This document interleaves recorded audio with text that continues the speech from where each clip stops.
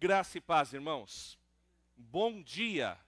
Que Deus possa abençoar todos nós, todos os que estão aqui presencialmente conosco, todos que estão também pela internet. Nós somos muito gratos a Deus por podermos cultuar juntos, por podermos celebrar juntos o nosso Rei que voltará. Amém? Ele vai voltar, essa é a nossa esperança. E a nossa esperança está nele, porque nós dependemos totalmente dele. E isso é algo que nós vemos na carta de Paulo aos Romanos, carta que nós estamos estudando durante esse período aqui na nossa igreja. A maior parte das pregações que você vai ouvir é sobre essa importantíssima carta de Paulo. Alguns colocam até como o quinto evangelho. É uma carta fundamental para a gente poder entender a fé cristã, para a gente poder entender a nossa relação com Deus, o nosso relacionamento com Deus, e como é que nós fazemos para podermos chamar Deus de Pai. Você pode chamar Deus de Pai. E isso é um grande diferencial que a fé cristã tem em relação a outras propostas de fé, a outras alternativas religiosas que existem. E por isso nós queremos destacar nessa carta de Paulo aos Romanos aspectos muito interessantes e importantes para a nossa vida. E queremos começar dando algumas recomendações de recursos que os irmãos podem adquirir ou que os irmãos podem conferir. Dois deles, eu tenho aqui comigo, inclusive falei para o Carlos que a gente pode trazer, é a Bíblia de Estudo Rota 66, baseado nos programas da RTM Brasil, da Rádio Transmundial, onde eu tenho o privilégio de servir e missão da qual nossa igreja é parceira. Essa Bíblia, esse comentário bíblico em áudio, estuda a Bíblia de Gênesis ao Apocalipse em 613 estudos. E o estudo de Romanos foi muito bom, muito importante para mim, e agora nós, graças a Deus, lançamos a Bíblia de Estudo Rota 66, que tem aqui os estudos e ainda alguns comentários a mais, introduções aos livros da Bíblia. É um recurso importante para a gente poder compreender melhor a palavra de Deus. E especificamente sobre Romanos, o pastor Itamir Neves produziu também o mini curso Plano Perfeito, que está lá no youtube.com/rtmbrasil. Eu ressalto a Rádio Transmundial não só porque eu trabalho lá, não só porque esses conteúdos aí têm também a nossa supervisão, a nossa direção, mas porque são conteúdos bons, irmãos, e são conteúdos feitos para que toda a igreja possa entender e compreender a palavra de Deus. E eu quero usar uma divisão que o pastor Itamir Neves fez a respeito dessa carta aos Romanos. E essa carta aos Romanos, ela é tão bem ajeitadinha que a maioria dos comentaristas vão concordar com a divisão que ela é feita. Alguns vão mudar alguns temas ou outros. E o pastor Itamir Neves propôs a divisão da carta aos Romanos em 5 P's. O primeiro P temos a introdução, capítulo 1, dos versículos 1 a 17, e a introdução, após a saudação, ela vai encerrar com uma das frases mais importantes da Bíblia, que na verdade é uma citação de Abacuque, no capítulo 2, em que ele vai dizer, no versículo 17, porque no Evangelho é revelada a justiça de Deus, uma justiça que do princípio ao fim é pela fé, como está escrito, o justo viverá pela fé. E o apóstolo Paulo, aqui na carta aos Romanos, ele vai dizer, olha, eu ainda não conheço vocês, eu ainda não estive com vocês. A igreja em Roma não foi plantada por Paulo. Ela, na verdade, teve a participação de outros cristãos que saíram de Jerusalém e foram divulgar a mensagem. E a gente tem um registro histórico de historiadores romanos falando a respeito de uma confusão que aconteceu em Roma entre os judeus por causa de um tal de Crestos, que a gente sabe que é Cristo. E então essa é uma declaração muito importante na historiografia para mostrar como o cristianismo é um movimento muito antigo. E essa citação desse historiador romano consta lá da primeira metade do primeiro século. Então é algo muito importante a gente ver que a gente vai encontrando evidências históricas, e aqui o apóstolo Paulo está interagindo com essa realidade, de que houve uma confusão, um problema entre judeus, aqueles que mantinham o judaísmo conforme a interpretação corrente ali dos fariseus a respeito da lei, a respeito da Torá, e aqueles que estavam no movimento de dizer, o Messias já chegou. Deus cumpriu a sua promessa de enviar o Messias, e o Messias é Jesus de Nazaré. o Cristo. Cristo significa Messias. E aí acontece um problema, e o apóstolo Paulo vai escrever para essa igreja em Roma, ele vai tratar sobre essa situação, ele tem um propósito para tratar sobre essa situação, mas também, tratando dessa situação, ele vai apresentar o seu evangelho, vai apresentar aquilo que ele crê, vai apresentar aquilo que ele recebeu de Deus, e como ele entende a nossa relação com Deus, o nosso relacionamento com Deus, e principalmente como que começa, e como que a gente entra nesse relacionamento com Deus. E por isso que o professor Itamir Neves dividiu nesses 5 P's, e o primeiro P é problema. Problema e o homem, que vai do capítulo 1, 18, até o capítulo 3, versículo 20. E a gente vai tratar do final dessa sessão. Então, aqui a gente está falando do problema. E qual que é o problema? Se você já tem acompanhado as pregações, você sabe que o problema é o pecado. O problema é o afastamento de Deus. Lá no capítulo 1, o apóstolo Paulo vai dizer que Deus se revelou através da criação para todos os seres humanos, mas os seres humanos, ao invés de servirem o Criador, resolveram fazer ídolos parecidos com a criatura para seguir os seus próprios desejos. E faz lá uma lista imensa de pecados, que infelizmente os seres humanos seguem. Mas eles seguem esses pecados porque eles se desligaram e se afastaram de Deus. E aí o apóstolo Paulo vai tratar a respeito do problema com os judeus e vai dizer no capítulo 2 a respeito da circuncisão e vai falar, olha, a lei, ela existe revelada por Deus para os judeus, mas ela existe também no coração de qualquer ser humano. Só que ele não consegue obedecer à lei. Ele sabe que a lei existe, ele sabe até o que é certo e o que é errado, pela lei ele sabe ainda mais, mas ele não consegue obedecê-la. Ele não consegue servir a Deus com a obediência pela lei. Ele vai falar, por exemplo, aqui no capítulo 2, você que ensina os outros, não ensina você mesmo? Você que prega o contra o furto, furta? Você que diz que não se deve adulterar, adultera? Você que detesta ídolos, rouba-lhes os templos? Você que se orgulha da lei e desonra a Deus desobedecendo a lei? Pois como está escrito, o nome de Deus é blasfemado entre os gentios por causa de vocês. A circuncisão tem valor se você obedece à lei, mas se você desobedece à lei, a sua circuncisão já se tornou incircuncisão. Então o apóstolo Paulo está dizendo, vocês estão tentando seguir leis cerimoniais aí, mas vocês estão encontrando problema, porque vocês não conseguem obedecer à lei. Vocês mentem, vocês roubam, vocês cometem diversos pecados. Então a lei não consegue salvar vocês, tem um problema. E aí, em seguida, o segundo P, que é a providência de Deus, que você vai ver nas próximas pregações. Mas a gente já sabe, a providência de Deus é Jesus. Em seguida, ele vai falar sobre o propósito de Deus, conversando a respeito da santificação, a respeito da vida com Deus, vivermos uma vida que agrada a Deus, uma vida bonita, mas que só é possível de viver a partir de aceitar a providência, que é a justificação pela fé. Depois, o pastor Itamir Neves coloca que o quinto P é a prática de Deus, dos capítulos 9 ao capítulo 11, que inclusive estão entre os textos mais difíceis de entender da Bíblia, mas que fala da maneira de se relacionar de Deus com o homem, que é uma maneira soberana, usando como exemplo o próprio povo de Israel, mas também que pode ser aplicado à igreja. E por fim, o produto final. O quinto P é o produto final, ou seja, o resultado.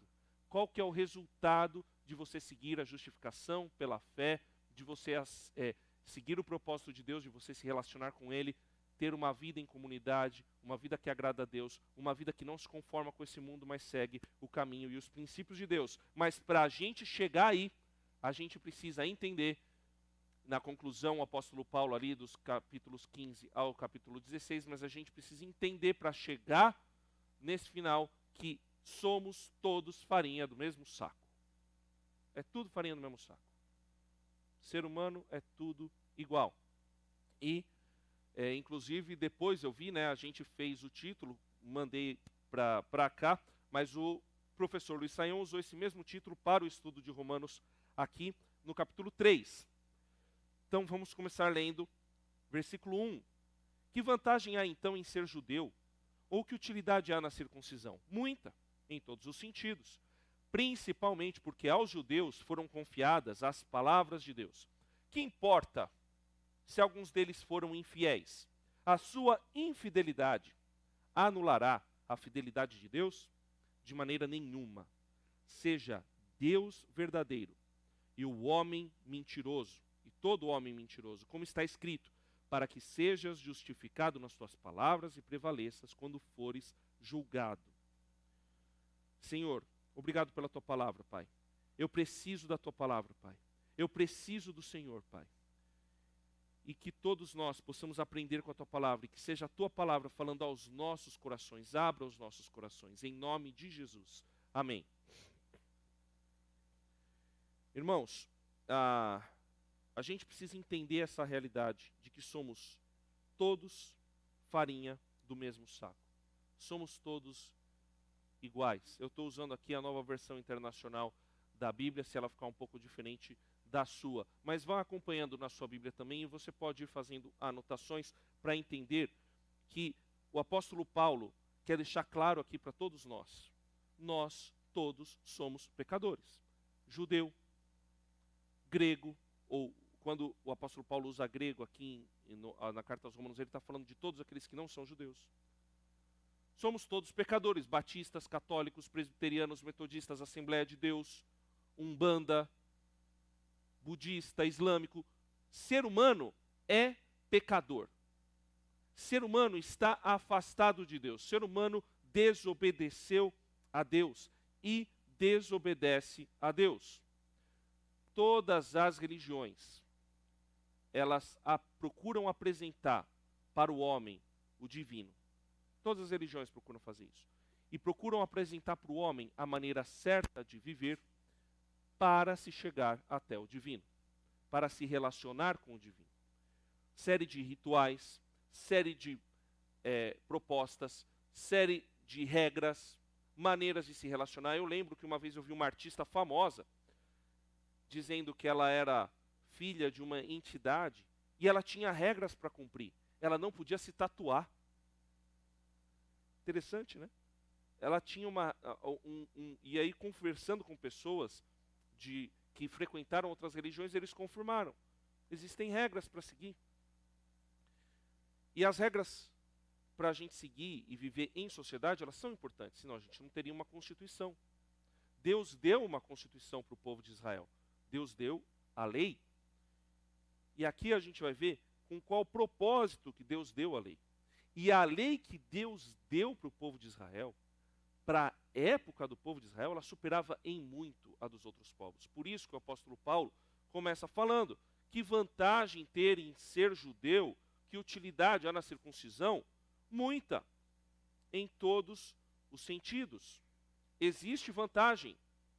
O povo judeu é um povo muito mais limpo.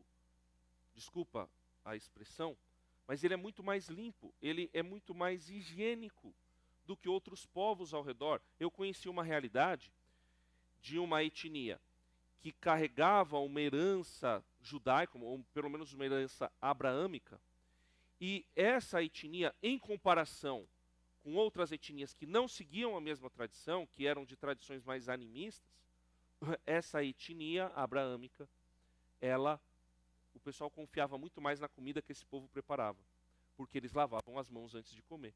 E você não tinha confiança na outra etnia. Existem diversas vantagens.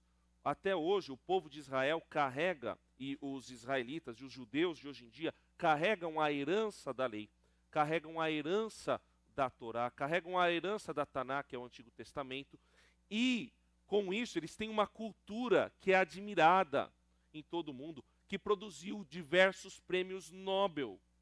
A população de judeus no planeta Terra é muito pequena em comparação com os outros, e eles produziram boa parte dos prêmios Nobel que existem. Então, existem vantagens, por quê? Porque a lei que Deus deu para o povo de Israel conduz esse povo até hoje. Conduz esse povo em ética, em moral, em higiene, em saúde, em uma série de coisas que protegeu esse povo. Então, a ideia da lei foi dar uma proteção a esse povo e mostrar também uma coisa, alertar sobre algo. E aí o apóstolo Paulo vai dizer: tem infiéis entre os judeus, mas e daí? Porque eles foram infiéis quer dizer que isso anula o juiz? Veja, É uma figura de tribunal que o apóstolo Paulo está usando aqui. Porque você tem um ladrão, quer dizer que o Estado é falho? Porque você tem um criminoso, quer dizer que o Estado deve ser considerado culpado? É mais ou menos essa comparação.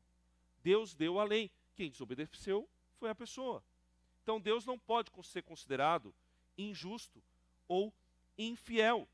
E ele vai citar a Bíblia: seja Deus verdadeiro e todo homem mentiroso, para que sejam justificados nas tuas palavras e prevaleças quando fores julgados. Ou seja, a atitude do ser humano é o que vai dizer se ele é bom ou não. A atitude do ser humano vai confirmar quem ele é. E uma atitude boa, que vai ter consequências boas, só confirma que Deus é verdadeiro e que Deus é fiel. Porque se a lei protege, quer dizer que ela tem utilidade, quer dizer que ela é boa. Ela é boa para um propósito específico, que daqui a pouco a gente vai ver qual que é. Versículo 5, mas se a nossa justiça ressalta, ou melhor, se a nossa injustiça ressalta de maneira ainda mais clara a justiça de Deus, que diremos? Que Deus é injusto por aplicar a sua ira? Estou usando um argumento humano. Claro que não. Se fosse assim, como Deus iria julgar o mundo? Se alguém pode alegar ainda, se a minha mentira ressalta a veracidade de Deus, aumentando assim a sua glória, por que sou condenado como pecador?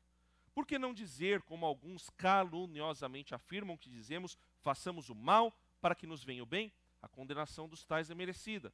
O apóstolo Paulo levanta aqui diversas dúvidas e falácias que as pessoas estavam colocando a respeito daquilo que ele estava apresentando, porque ele estava dizendo, a lei, ela é útil, mas ela não serve para salvar, ela ressalta a injustiça. Então quer dizer, se a lei só ressalta a injustiça, Deus deveria absolver todo mundo. Por que eu sou condenado? Agora, se a justiça de Deus é ressaltada pelo pecado, se a bondade, a graça e a misericórdia de Deus são ressaltadas pelas atitudes más, então vamos fazer a atitude má, porque aí a graça de Deus vai ser ainda mais ressaltada. Parece um argumento esquisito, mas esse é um argumento muito atual. Você já deve ter ouvido várias pessoas dizendo, e existe infelizmente pregadores hoje falando, se eu tenho um Deus de amor e bondade, eu não posso crer que esse Deus vai pegar os seus filhos e colocar num forno. Alguém que assiste YouTube já ouviu alguém falando isso? Pronto, temos algumas confirmações. Atualíssimo. Vem disso aqui. Se Deus é justo, como que ele pode condenar as pessoas? Não, ele é amor. Então ele não vai condenar ninguém, são filhos dele. Entendem como esse argumento é muito atual? Paulo está conversando com o século 21, irmãos. Está conversando com a gente. E aí como é que a gente faz? O apóstolo Paulo, às vezes ele é difícil de ler, o Pedro mesmo falou isso na carta dele, se você ler lá no final de 1 Pedro, ele vai dizer, tem algumas coisas dele são difíceis de entender e alguns distorcem, inclusive. Mas por quê? Ele vai e volta nos argumentos dele. Então, o que ele traz aqui para a gente, ele não resolve aqui. Ele vai resolver depois. Então, esse argumento a respeito da injustiça de Deus, a respeito se a nossa injustiça ressalta de maneira ainda mais clara a justiça de Deus, que diremos? Deus é injusto por aplicar a sua ira? Então, em Romanos 3, de 21 a 26, você vai ver que não. É a próxima pregação. Deus é justo por aplicar a sua ira, só que ele providenciou um jeito da gente sair da ira.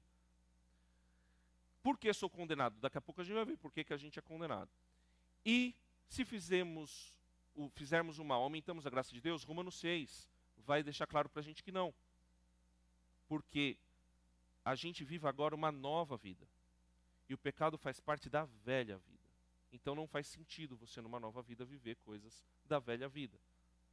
É por aí que o apóstolo Paulo vai falar, mas vou deixar o gostinho para que você continue vindo na nossa igreja acompanhando as nossas pregações. O fato é que esses argumentos são levantados e apresentados, e aqui a gente tem uma lição: sempre que a gente vai pregar a palavra de Deus, alguém vai distorcer a verdade.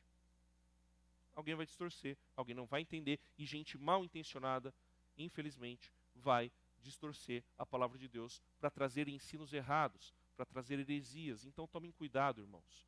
Tomem cuidado com aquilo que você assiste na internet. Se você viu alguma coisa que você achou estranho, que você achou esquisita, vem perguntar para a gente.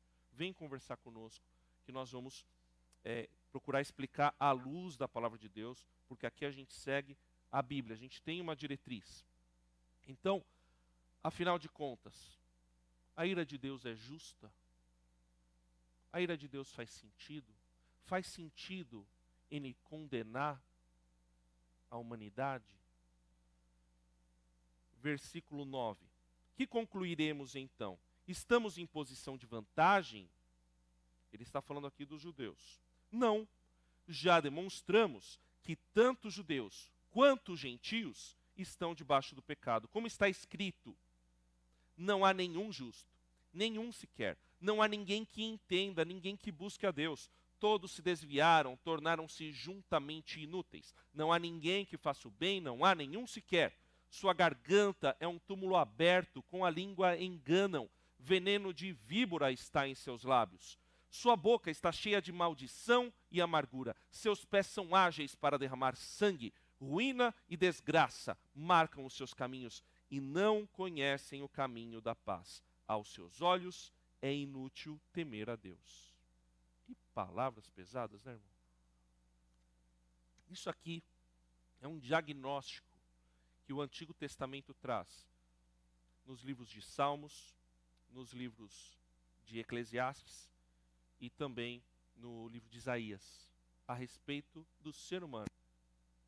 Somos todos pecadores, somos todos errados, somos todos transgressores e subversores daquilo que Deus traz para a gente.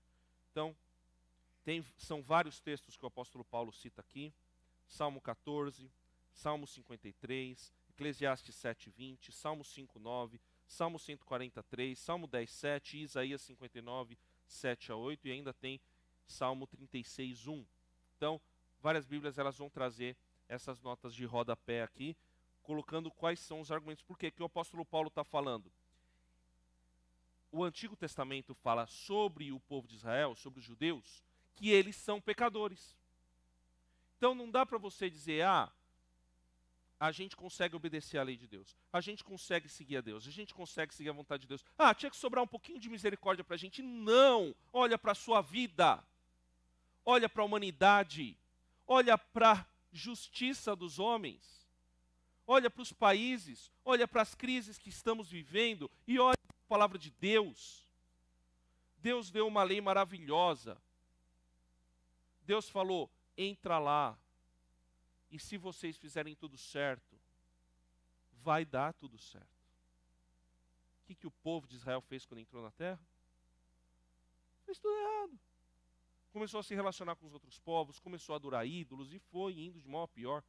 Teve rei de Judá que chegou a oferecer filho em sacrifício a deuses pagãos, em busca de poder. E quando a gente olha, infelizmente, para lideranças religiosas, inclusive evangélicas, a gente vê que a maldade está em todos os lugares. Então, quando a gente abre os olhos e olha ao nosso redor, a gente só confirma o que a palavra de Deus diz. É tudo farinha do mesmo saco. É tudo pecador. Eu não posso confiar em mim. Às vezes as pessoas me falam assim, você bota a mão no fogo por tal pessoa? Eu não boto a mão no fogo nem por mim. Eu tenho que ficar, a Bíblia fala, quem está de para que não caia, vigie e ora, porque a carne é fraca. Como é que eu vou confiar em mim? Como é que você vai confiar em você? Como é que você vai confiar na humanidade? Ou que mudar o sistema, mudar a estrutura vai resolver, porque o ser humano é bom, o ser humano é mau. A gente é mau. Nós somos maus. Mas tem uma boa notícia. Deus é bom. Deus é bom. E Ele é tão bom. A nossa pergunta, irmãos, não deve ser, Deus, poxa, por que o mal existe? Nossa pergunta deve ser, por que existe bondade? Porque a gente deveria esperar o mal. Mas a bondade e a misericórdia estão aí. como sinais da graça e da misericórdia de Deus sobre a humanidade, sobre as nossas vidas. Então, é um olhar pessimista sobre os seres humanos? É um olhar real, mas também é um olhar que vê que, olha, existe ali um DNA diferente nos seres humanos. Esse DNA mostra que eles foram criados à imagem e semelhança de Deus. Então, quando a gente fala que todo ser humano é pecador, e fala que o ser humano tende ao pecado, não é que tudo que o ser humano faz é pecado. Mas, infelizmente, tudo que o ser humano faz é contaminado pelo pecado. Inclusive coisas boas. A gente vê na arte, na poesia, em produções culturais bonitas. Infelizmente, vem junto o pecado. Você precisa fazer uma separação muito boa daquilo ali. Então, quando a gente olha para a palavra de Deus, deixa claro para a gente, você pode tentar ser religioso, você pode tentar fazer o que você quiser. Você é mau. Você é mau. E a gente precisa ter consciência disso. Precisa olhar para nós mesmos e falar, eu sou mau. Eu sou ruim. Alguns usam a expressão, sou carne de pescoço. Sou difícil. Versículo 19. Sabemos que tudo que a lei diz, o diz àqueles que estão debaixo dela, para que toda boca se cale e o mundo todo esteja sob o juízo de Deus. Olha aí. Portanto, ninguém será declarado justo diante dele, baseando-se na obediência à lei, pois é mediante a lei que nos tornamos plenamente conscientes do pecado. Então, o que é a lei? A lei é uma placa. Quando você está andando na estrada e tem uma placa dizendo que é proibido ultrapassar, irmão, não ultrapasse. Por quê? Porque provavelmente é um lugar de curva, e nesse lugar de curva o caminhão, carreta que vem do outro lado não está vendo você, e a probabilidade dele pegar você de frente, o acidente ser fatal, é muito grande. Agora, a placa por si não vai te salvar. Ela está te alertando do perigo. Se você seguir o que ela diz, você vai ter segurança. Você vai chegar em segurança. Agora, se você não comer, a placa não vai saciar a sua fome. Se você não tiver o GPS, a placa não vai te indicar o caminho. A placa tem uma função, avisar você do perigo. A lei tem essa função, avisar você do perigo. Não adultere. Não adultere. Você vai destruir seu casamento. Honre os seus pais. Porque se você não levar blusa, vai fazer frio. Se você não levar guarda-chuva, vai chover. Você vai ficar doente. O que foi que eu fiz que eu não... teve uma coisa que a minha esposa falou ontem para mim. Ah, lembrei. Eu fui colocar... Eu vim aqui fazer um exame. Aí ela falou, coloca 2 horas de zona azul. Aí eu sou teimoso, né? Eu coloquei 1 hora só, que eu falei, vai dar tempo. Aí eu fui lá, tal. Quando eu estava saindo, eu vi que passou 1 hora, coloquei. E aí eu cheguei e já tinha uma notificação. Mas assim, Deus só permitiu o susto. Porque na hora que eu coloquei, estava dentro dos 10 minutos de tolerância. Então, graças a Deus, eu não precisei pagar multa. Nem outra coisa, nem a taxa de regularidade lá. Mas aí a esposa fala, né? Ouve! Viu, marido? Ouve a sua esposa, marido. Ouve a sua esposa, marido. Ouçam os seus pais, filhos. Ouçam seus pais. Ouçam seus pais. Seus pais, cadê os adolescentes? Seus pais sabem o que é melhor para vocês. Porque tá muita gente lá no retiro, né? Precisava estar falando para eles isso lá. Os pais sabem o que é melhor para vocês. Não roube. Não sonegue o imposto de renda. Não minta. Não cobice. Todas essas coisas A gente fala porque a gente sabe que tem um resultado ruim se você praticar. Agora, o que Paulo está dizendo ela é boa para isso, porque ela indica o pecado e ela mostra que você é pecador. E ela mostra, sabe o quê? Que você gosta muito de andar bem pertinho do guardrail e do abismo. Que mostra que a gente ainda é mais maldoso. A gente gosta de viver no limite, de viver no perigo.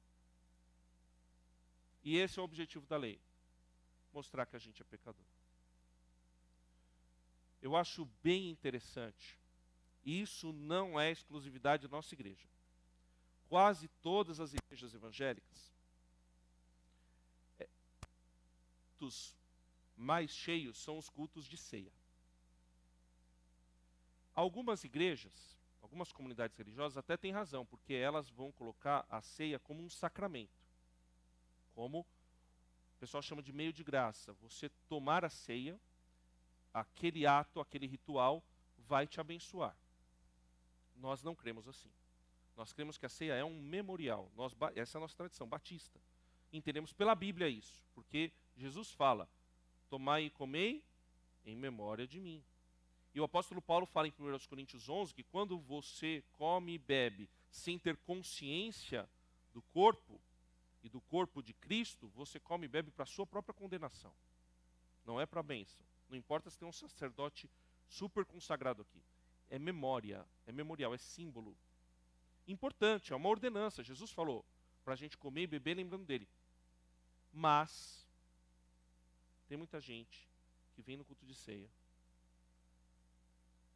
porque quer ser abençoado, quer ser abençoada, mas não vive uma vida para ser abençoado ou abençoada. Irmão, você quer ser abençoado? Tenha fé em Deus e siga aquilo que Ele diz.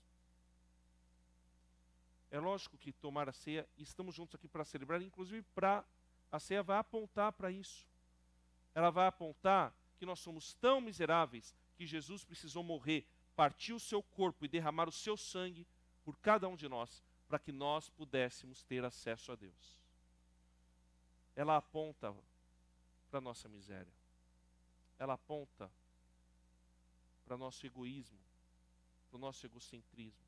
Mas ela também aponta para a graça e para a misericórdia de Deus, para o amor do Pai. Então, quando você vier no culto que tem ceia, venha porque você quer celebrar e lembrar. Mas durante a semana, viva uma vida de redimido e transformado. Viva uma vida de ressuscitado.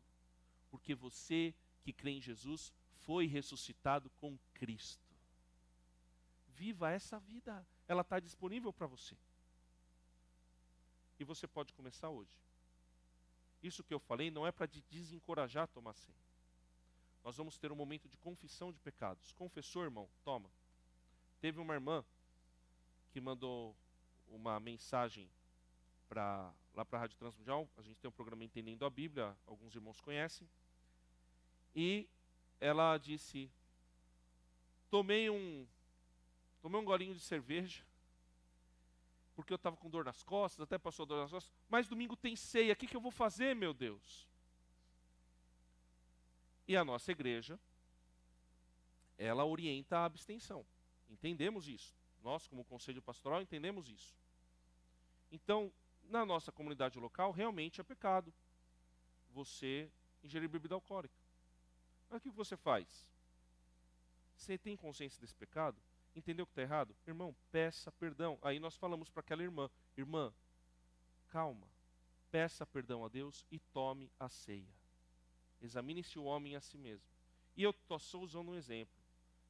Nós somos muito criativos para cometer pecados. Qual foi o pecado que você cometeu essa manhã? Já estou lembrando de um aqui. Qual foi o que você cometeu? Deus perdoa você. Confesse que Ele vai te perdoar. É para isso que Ele instituiu Jesus nesse mundo. Para perdoar a gente e para nos dar vida nova.